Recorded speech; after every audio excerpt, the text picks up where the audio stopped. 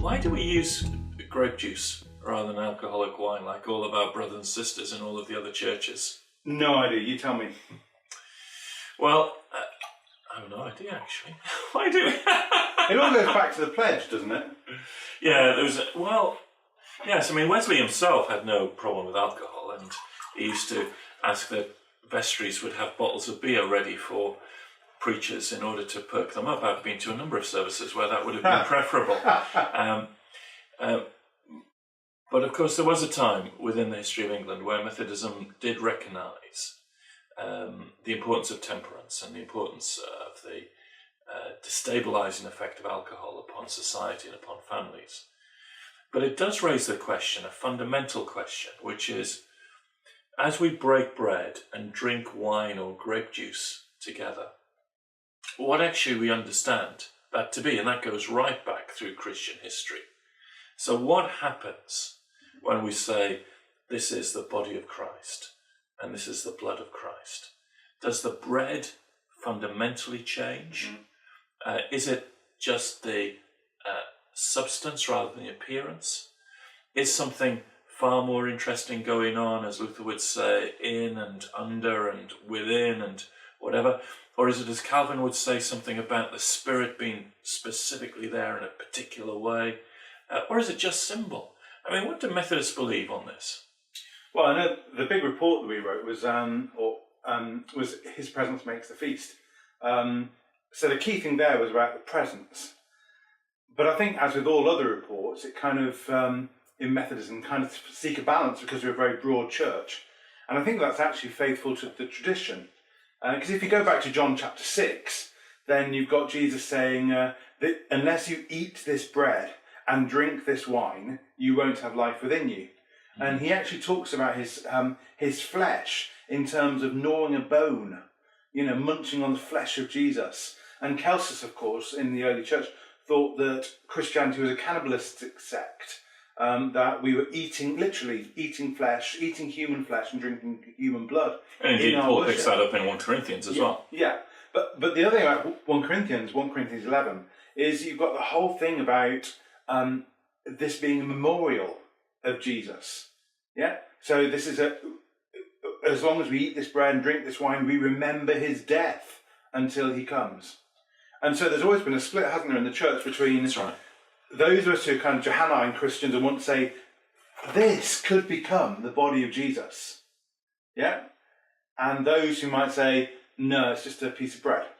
And one of the things that Jeffrey Wainwright, distinguished Methodist scholar in the States, pointed out a number of years ago, one of the things that Methodists haven't often incorporated into their tradition is not just the remembering of what happened or the real presence of Christ now, but it's also what this means in terms of the future, the heavenly banquet prepared for all people. It's there in our liturgy, it's there in the biblical literature, and it's a pointing forward to that heavenly feast, that time of new creation. And one of the things that Methodists, and indeed Christians in general, as Wainwright says, is we're very good at the remembering. We're very good at the talking about what's going on actually at this moment in terms of the presence of Jesus. What we're not very good at is seeing this in its eschatological term. That is, what it points forward to for the future.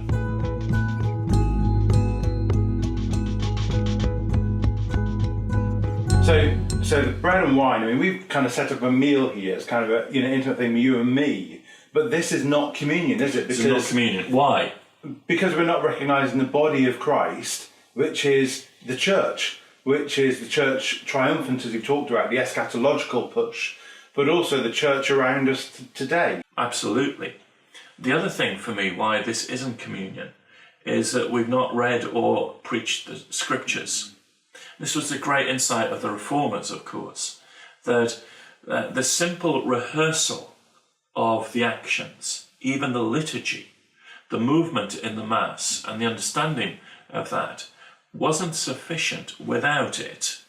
been in the context of the reading and the exposition of the scriptures. Wow, okay. So that communion is only communion if word and sacrament are together in the one place.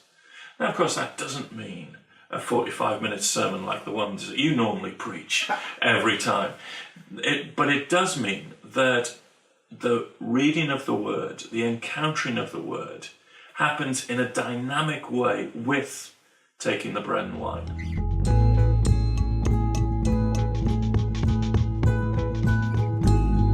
When Paul says in 1 Corinthians to make sure that we recognise the body of Christ, we can interpret that in two different ways. Yes. We could say, recognise the body of Christ, this is transubstantiated flesh of Jesus.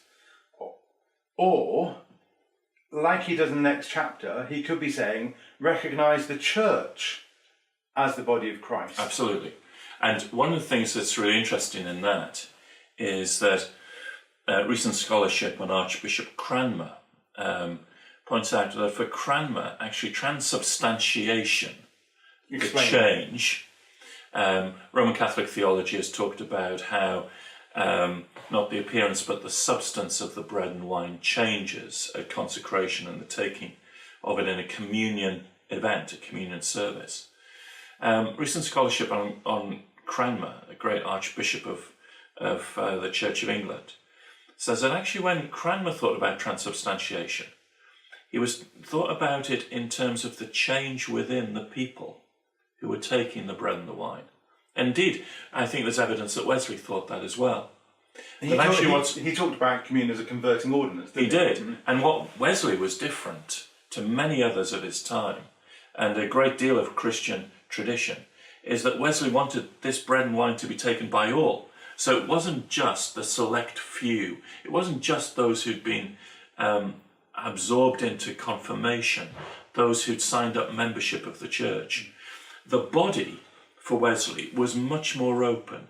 It was come all and take, and he believed that as you took communion, well, a number of things could happen. One is it would prevent you from sin. Mm-hmm. One is it would encounter God's justification, God's forgiveness. It was about sanctification. It was about building up holiness within you. All of these things for Wesley were really important, but it was an openness, which is why in many Methodist churches we say this is an open table. It's a converting ordinance. You can be converted during communion. Yeah, I mean, a big issue, isn't it, for us with the Church of England has a very strict policy that only baptised members of the church may take communion. The Catholic Church, only Catholics can take communion in the church. Methodism maintains that kind of Anglican policy of only the baptised, but our theology is moving much stronger towards that openness, isn't it? Absolutely.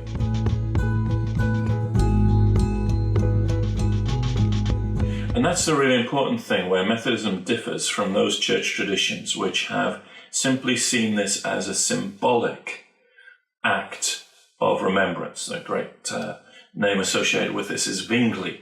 And the problem with that picture is it doesn't lay enough emphasis upon God's grace, God's special reaching out in this particular act.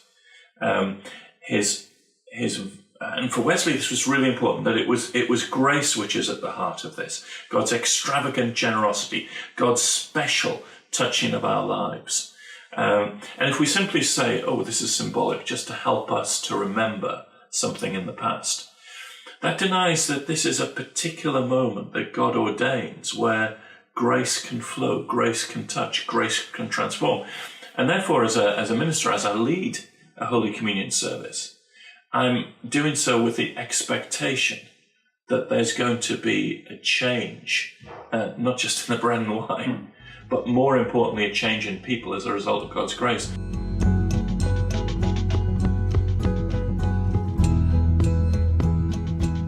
It's very interesting that communion becomes a very central act in most Christian churches. I mean, you know, in Salvationism and one or two other faiths, one or two other religion sects, they push communion out and say that everything is communion. Whenever we eat bread and drink wine, it's an act of communion. What do you think by that? Now, for me, and I think within our Methodist tradition, there is something about eventedness. That there is something about the event which God has ordained, which God has promised, which God is active in a special way.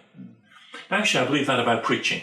I think that's what makes preaching different from just giving a talk.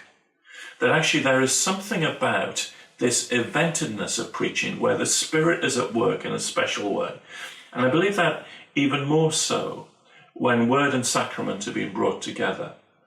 And that's about this eventedness being about the meeting together of the body of Christ. I mean, I eat bread and drink Ribena or grape juice on lots of occasions, lots of different people.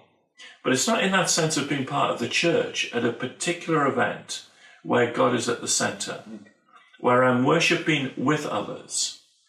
That, for instance, is the really important part in the communion service of why we share the peace with one another. It recognises our corporate nature. Now, I know there are one or two people who really hate the peace in Methodist churches, kind of fold their arms and won't do it. The symbolism is very important because it's in this event of the body together that something becomes very special. So I do believe, when I eat bread or have grapes or whatever, I want to give thanks to God for all that He's done. It's a gift of creation. But there's something special about being together in this event, which Jesus has told us to do. God promises to do something in it, and which looks forward to that heavenly banquet.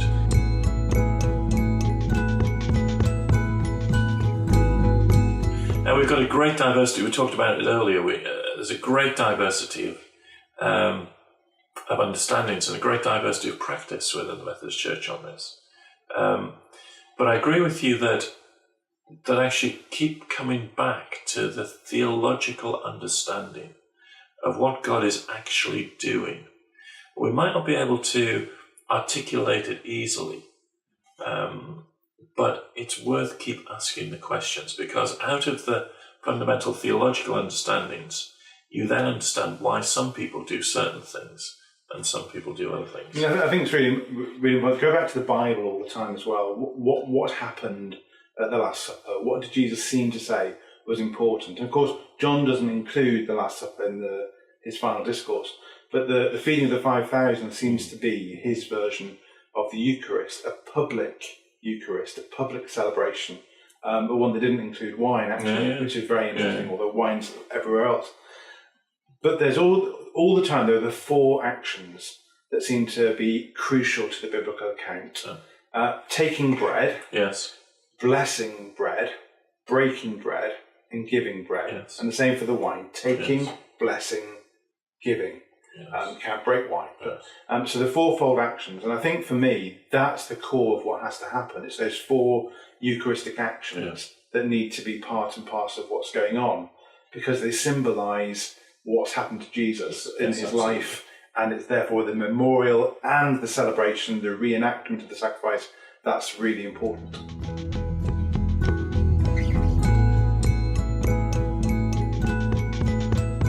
Holy Communion has a very important place in my spiritual journey. It was during a communion service at the end of a lay witness weekend in Anfield Plain Methodist Chapel, which didn't have a great tradition of Holy Communion, or indeed a very high view of the sacraments. But it was during that Holy Communion service that I first committed my life to Jesus Christ, to follow him. And it was a sense that there was something here in taking the bread and wine with the people of God, a special moment, a special event. I couldn't articulate it or explain it, but I knew the Spirit was at work in a very special way. I think then throughout my own Christian life, there have been moments where I have experienced the presence of God in new ways. And interesting enough, it doesn't really matter about the form of it. I've been with Christian traditions where we've all sat in our pews and bread and wine has been brought round to us. I've been in cathedrals where everyone is dressed up to the nines and where every movement is choreographed in the rehearsal of the liturgy. But still that same sense of being with the people of God. remembering what Jesus has done for us, looking forward to what is to come. But this sense that the presence of Jesus is there has been extremely important. Moments of healing for me, moments of guidance, moments of reassurance, moments of challenge. That's not to say that my whole Christian journey has only occurred through encountering God through Holy Communion. I've encountered God in many and different ways, but there have been these moments in being with the people of God around the table of Christ.